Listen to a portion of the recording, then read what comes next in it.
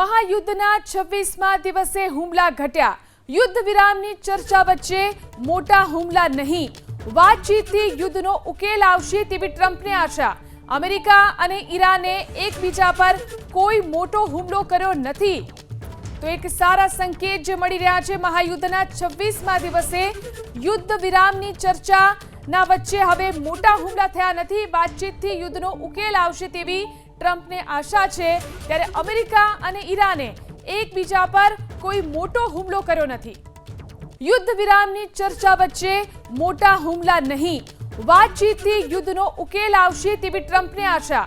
America અને ઈરાને એકબીજા પર કોઈ મોટો હુમલો કર્યો નથી, તો એક સારા સંકેત જે મળી રહ્યા છે। મહાયુદ્ધના 26મા દિવસે યુદ્ધ વિરામની ચર્ચાના વચ્ચે હવે મોટા હુમલા થયા નથી, વાતચીતથી યુદ્ધનો ઉકેલ આવશે તેવી ટ્રમ્પને આશા છે। ત્યારે અમેરિકા અને ઈરાને એકબીજા પર કોઈ મોટો હુમલો કર્યો નથી।